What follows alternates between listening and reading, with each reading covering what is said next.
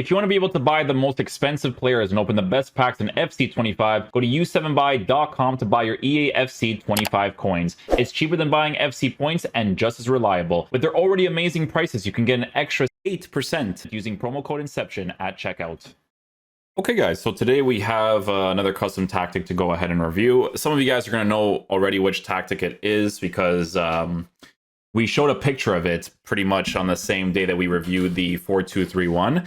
Now, I will say that on a personal level, I do prefer formations that have the CDM position because of that invisible wall that players do not consistently, keyword consistently, track back from. I am noticing a thing with some of these other formations where they have center mids where they don't always consistently go into that CDM spot like the actual CDMs, but sometimes the actual tactic itself is pushing them into that area to do defensive plays for you. So it's really interesting how that actually works, right? So today's video is going to be based on the 4-4-2, right? So the 4-4-2 is going to be these custom tactics right here. So you're going to have the 4-4-2 flat, counter as the build-up style. So there is constant runs coming out of your players. You have the defensive approach on aggressive. I'm showing you guys this, but you guys got to absolutely make sure that your team is as meta as possible. And to be honest, I always get surprised to see Stones. Stones has great animations, but I just hate the fact that he's not lengthy. That part just annoys me from time to time. But hey, to each their own, you know what I'm saying? Like some people really like Stones even without it. But for me, it's just the one thing that annoys me the most about him. Maybe that's an evolution Stones. If that's an evolution, we're cooking, you know? But 4-4-2 flat, counter on the build-up style, defensive approaches on aggressive. So you have to be very mindful of that part right there. Your team needs to be very meta, okay, in the defense and the midfield to compensate for all of those things as much as possible, okay? Your fullbacks are on fullback defend. Defenders, defender, defend. Goalkeeper, you can do whatever you want with. People use sweeper keeper. People use goalkeeper. It doesn't really matter. It's goalkeeper, right? Or complete goalkeeper, something like that. Left center mid is playmaker roaming. Right center mid is deep lying playmaker build up, right? So these guys actually get involved in the attack, believe it or not, right? Deep lying playmaker is really good for Alexander-Arnold because of his lob passes being very, very accurate. Left mid and right mid inside forward balance.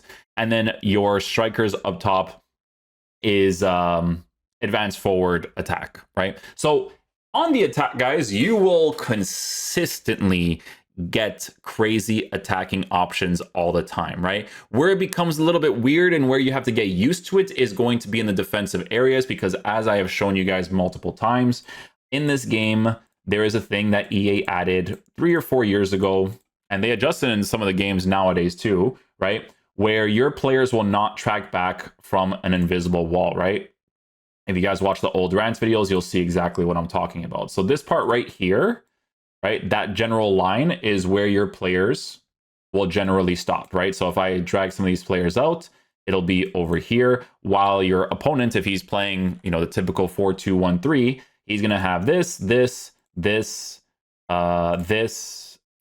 right? So he has it basically set up like this. If this guy's a shadow striker, he'll make these runs in behind. But the one thing that people look forward to the most when it comes to attacking in this game, which is brainless, but it's one of the main ways of attacking, or the main way to attack, is the whole push forward track back, right? So that behavior in general is something that you have to watch out for in this area right here from your midfielders not tracking back, which is why CDMs is like such a huge part of the game. Now, one thing that you'll notice is that even though center mids do not, keyword, consistently track back, I think because I feel like it never really did this before, but I think because of the aggressive defensive approach, that is what makes the players force themselves to get past that invisible wall. Not as consistently as the CDMs, because that's their actual position. When you're an actual CDM, you'll consistently be in that general spot.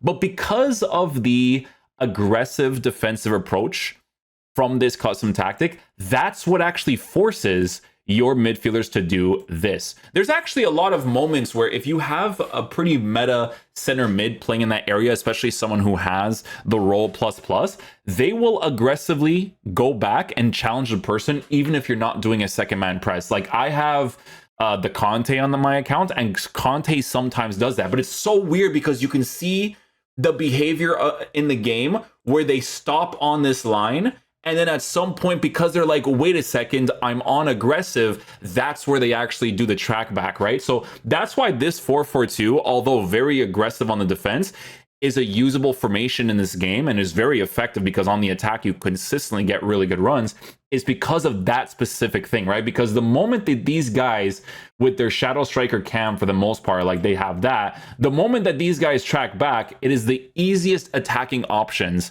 for the person to score opportunities, right? Very brainless, but it's very, very easy for them to attack against that. That's why formations need to have that general midfield, you know, covered for the most part, because people usually just go for the counterattacks, right? But yeah, very important that it has that defensive approach, because in my opinion, that's what forces the players to generally block out those sort of areas whenever given the situation. Because I noticed that a lot with the AI stuff, where it's like they stop and then they're like, wait a second, I'm on defensive approach, aggressive, and then they'll push the guy because they're on that defensive approach. I think if you don't have it on aggressive, I don't know if they would actually do that as much, right? But yeah, it's a really effective tactic. You guys will see on a pretty consistent basis that when it comes down to generally attacking with the custom tactic, right? So it's basically a 4-4-2 like this, right? So you have your two center mids here, then you have your left mid, right mid.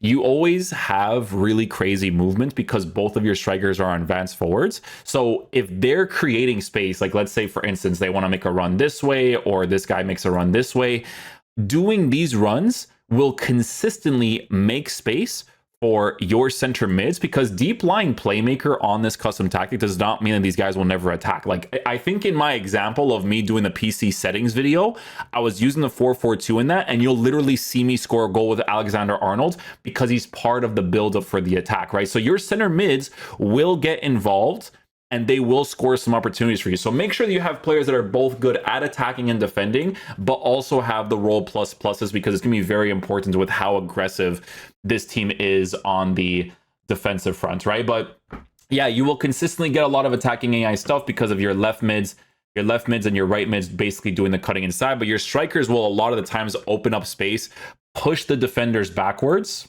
right? Because that's the huge meta in this game. They'll push the defenders backwards, like over here, push against them, and then your center mids will literally have like open spaces to just be able to score afterwards. So yeah, a very good custom tactic. It's not one that I will personally stay with. Well, I wouldn't have stayed with it even if I'm done reviewing it anyways, because we always change for the YouTube channel. But like generally speaking, it's always better to have a CDM in, for me personally, right? But there's like Tex was using a 4-4-2, I believe, at the competitive event, and he cooked with it, right?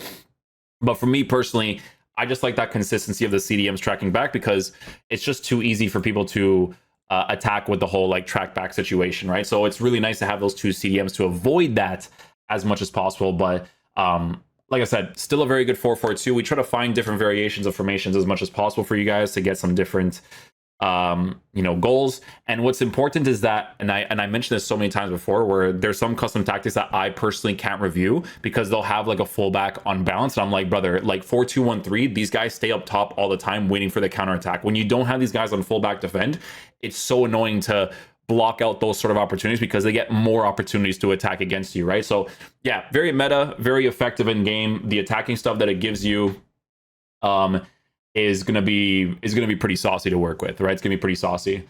I think Hullet might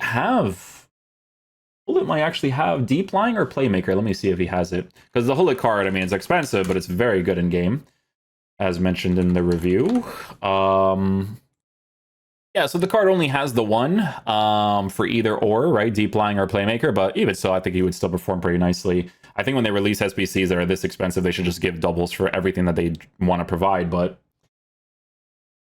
you know, that's their manipulation at its finest, you know what I'm saying? But anyways, yeah, a 1+ on him would still be pretty cool for those of you that completed his SPC. So it'd be kind of like an example of what you can do there, because the pings pass of the intercept guys, even in the top comments of that SPC review, like, you know, I'm going to like the card by default because those are two huge play styles to have in the midfield. Pings pass for general build-up, and then actually being able to score with a card like this would be great if you have them. But yeah, that's pretty much it. Hopefully you guys enjoyed. We should have a PC settings video out later today, and then whatever the content is for the Thursday, which is probably going to be non-tent as usual, but we'll see, boys. I'll catch you guys for next video, okay? Peace out, dudes. Love you guys.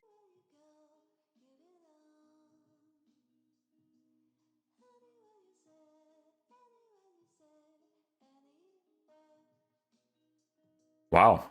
Already cooking. Already cooking. I like it. I like it.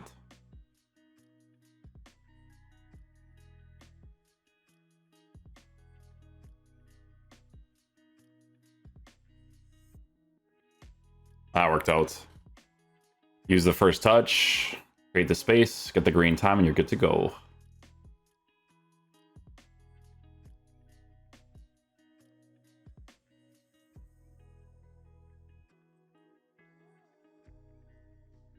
Oh, he gets that last second. Oh, no, he doesn't. No, he doesn't. Korea. We go top left. Nice. Very good, very good.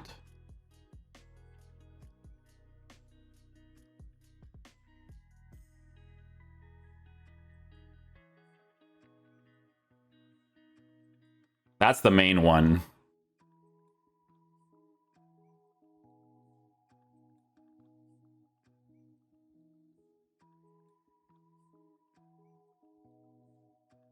Yeah.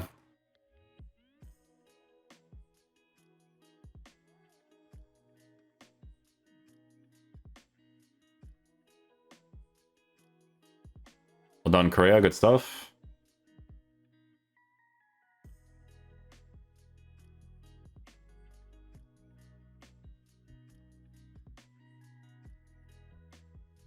Nice. Good track back.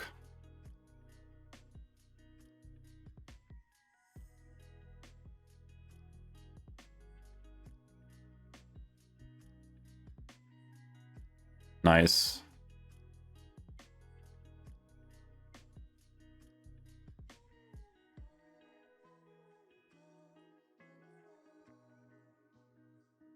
There it is.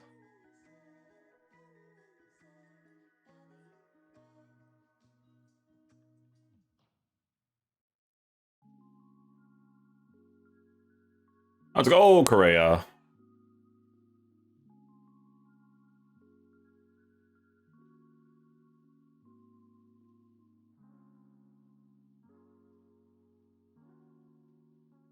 Okay.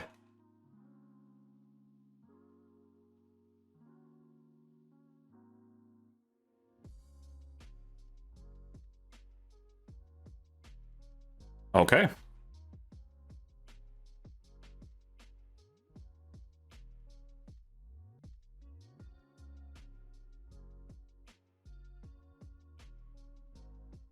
Nice.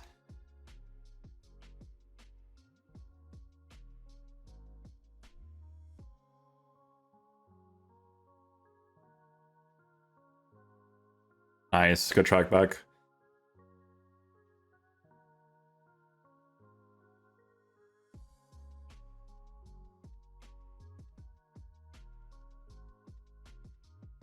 Nice. Another good finish there.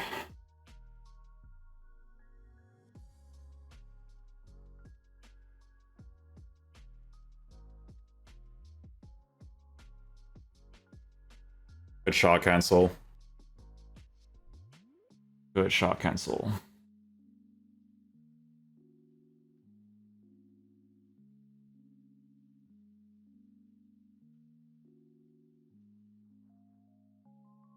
That was deserved.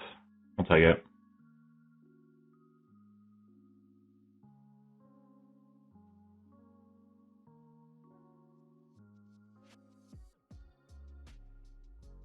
Very nice. Good play, good play.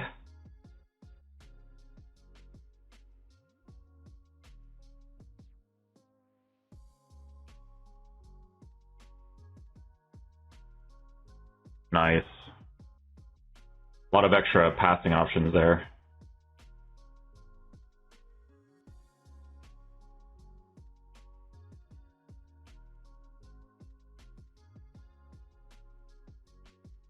Nice finish.